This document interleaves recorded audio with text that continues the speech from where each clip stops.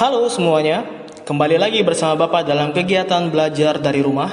Hari ini kita akan belajar muatan pelajaran matematika mengenai cara menyajikan data dalam diagram batang.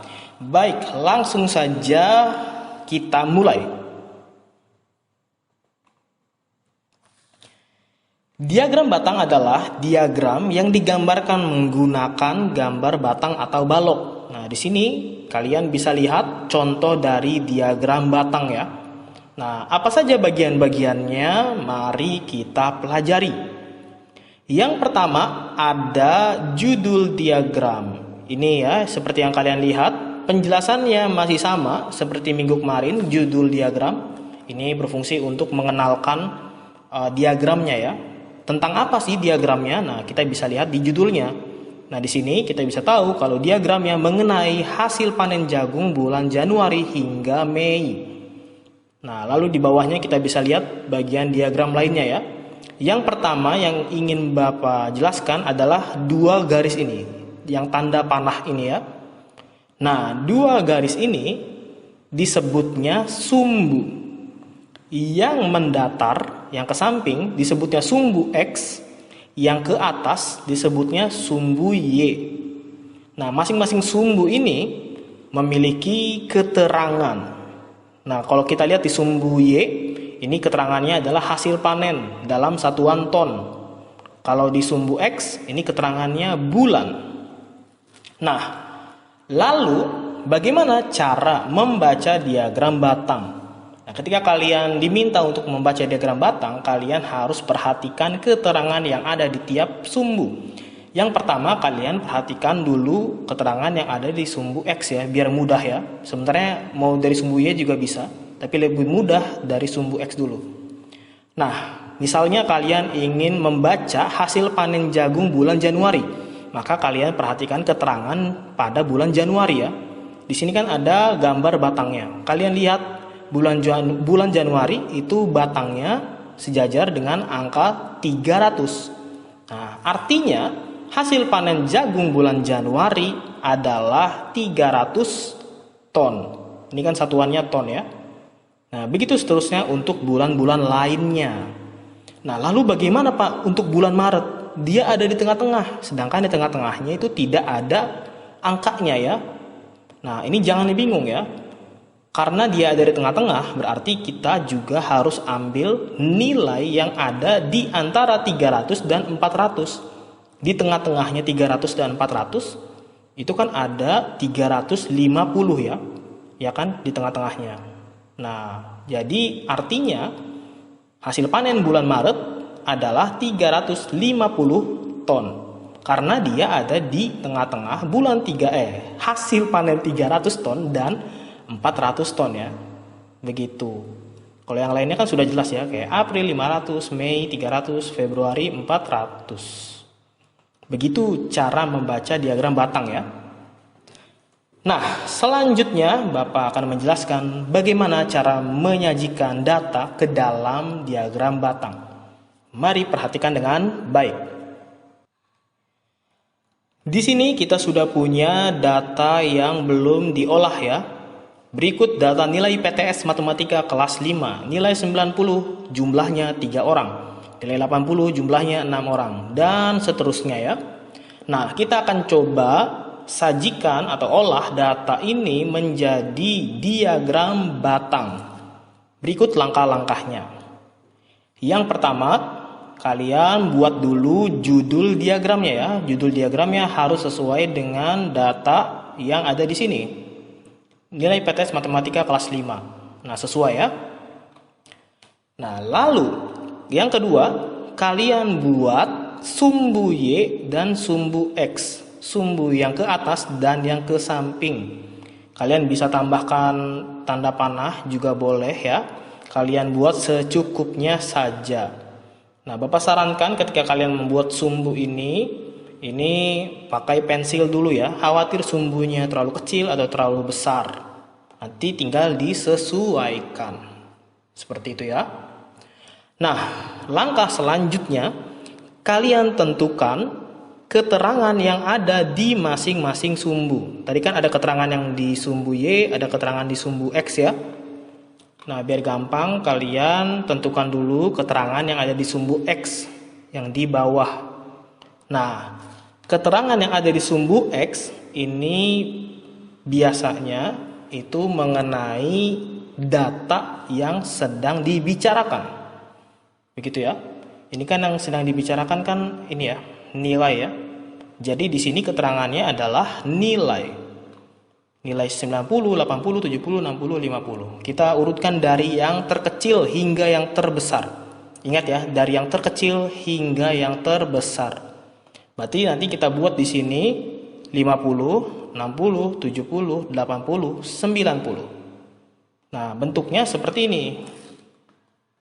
Nah, jadi yang di bawah ini mewakili nilai 50 sampai 90. Lalu keterangannya di sini juga seperti ini ya, nilai. Nah, keterangan yang ada di sumbu X sudah kita buat. Sekarang kita buat keterangan yang ada di sumbu Y. Nah, keterangan yang ada di sumbu Y ini berisi keterangan jumlah. Nah, keterangan jumlahnya itu bukan nilai ya. Nilainya kan cuma keterangan datanya aja ya. Sedangkan jumlahnya yang ini 3 orang, 6 orang, 10 orang, 4 orang, dan 2 orang. Nah, maka ini kita buat keterangannya di sini menggunakan skala. Jadi tidak ditulis satu persatu kayak tadi ya, kayak di sini ya, bukan ya. Kita lihat dulu, misalnya ini dia ada kelipatan berapa. Bapak balik lagi ke contoh yang sebelumnya ya. Nah, ini contoh skala yang tadi Bapak bilang.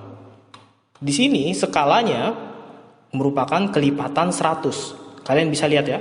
100, 200, 300, 400, 500. Tidak sembarangan dibikinnya. Kelipatannya konsisten. Kelipatannya ini ya, tidak sembarangan ya. Nah, di sini kita juga harus buat seperti itu. Karena di sini merupakan ini ya, kebanyakannya satuan ya. Jadi kita bisa buat skalanya kelipatan 1. Nah, karena di sini yang paling kecil kan 2, lalu 10. Ada angka 3 juga. Jadi kayaknya lebih tepat kalau kita buat skalanya kelipatan 1 ya. Kalau misalnya di sini angkanya 10, 20, 30, 40, maka kelipatan yang paling tepat dipakai adalah kelipatan 10 atau puluhan gitu ya. Nah, jadi kita buat di sini keterangannya seperti ini. 1 sampai 10. Kenapa 1 sampai 10? Karena yang paling tinggi adalah 10. Kenapa tidak dimulai dari 2? Nah, tidak boleh ya. Dimulainya harus dari yang paling rendah. Di bawahnya 2 kan ada 1, maka kita mulai dari 1. Ini, titik ini adalah titik 0. Boleh ditulis 0 di sini, boleh tidak. Kalau mau ditulis jadinya seperti ini ya. Sebentar. Ini Bapak tulis. Oke. Nah, ini titik 0. Baik untuk yang ke atas ataupun yang ke samping. Begitu ya. Keterangannya di sini banyak siswa atau jumlah siswa sesuai dengan data yang ada di sini kan. Kalau ini kan nilai, ya kan? Kalau ini jumlah atau banyak siswa. Begitu ya. Jadi membuat skala ini tidak boleh sembarangan. Kalian harus buat sesuai dengan kelipatannya. Seperti itu ya. Nah, jika sudah kalian buat keterangan di masing-masing sumbu, sekarang tinggal kita buat diagram batangnya sesuai dengan data yang ada di sini. Kita mulai dari yang terkecil. Makin menjauh, makin besar ya. Ingat, mulai dari yang terkecil. 50. 50 itu ada 2 orang. Maka kita buat batangnya, kita gambarkan batangnya sejajar dengan angka 2. Nah, buat kalian yang menggambarnya di buku, Ini Bapak sarankan kalian buat dengan penggaris. Caranya bagaimana Pak? Begini. Kalian bisa garis dulu, misalnya kan 52 orang ya. Nah, ketika kalian sudah tahu, kalian buat garis di angka 2. Lalu kalian gambarkan batangnya. Jadi lebih mudah ya. Begitu. Lalu yang 64 orang, 4 di sini. Nah, kalian garis pakai pensil ya, boleh. Lalu kalian tinggal gambarkan batangnya sampai angka 4 sesuai dengan garisnya. Jadi lebih mudah ya. Oke. Dan seterusnya hingga nilai 90. Seperti ini ya. Nah, jadi tinggi batangnya sesuai dengan angka yang ada di data. Nilai 50 jumlahnya 2 orang, banyak siswanya 2 orang. Nilai 60 banyak siswanya 4 orang. Nilai 70 banyak siswanya 10 orang, maaf. Nilai 80 nilainya 6 orang, banyaknya 6 orang. Lalu nilai 90 banyaknya 3 orang. Jadi jelas ya. Menggambar diagram itu semakin sederhana, semakin mudah dilihat, semakin baik. Seperti itu. Nah, setelah ini kalau kalian mau hapus garis yang kalian tadi buat, ini kan untuk mempermudah kalian ya. Boleh tidak dihapus pun tidak apa-apa, untuk mempermudah ini ya, membacanya ya. Nah, kalau Bapak tidak akan hapus, Bapak buat seperti ini supaya memudahkan untuk dibaca. Nah, begitu cara membuat diagram batang. Ketika kalian membuat diagram batang, ini Bapak mohon kalian gunakan penggaris. Pak, saya tidak punya penggaris, bagaimana Pak? Tolong beli dulu ya di warung ya, tidak perlu yang mahal-mahal, yang murah saja. Yang penting bisa dipakai untuk menggaris, atau boleh pinjam ke tetangga atau ke teman ya. Supaya apa? Supaya nanti gambar diagram kalian ini mudah dibaca oleh Bapak dan Ibu. Jadi hasil pekerjaan kalian itu ini ya, tidak sia-sia ya. Ya, kira-kira itu saja yang perlu kalian perhatikan. Jika ada yang kurang jelas, jangan ragu untuk tanyakan ke Bapak atau ke Bu Gebi sesuai dengan kelasnya masing-masing. Baik, itu saja untuk hari ini. Terima kasih sudah memperhatikan dengan baik. Sampai ketemu lagi di kesempatan selanjutnya.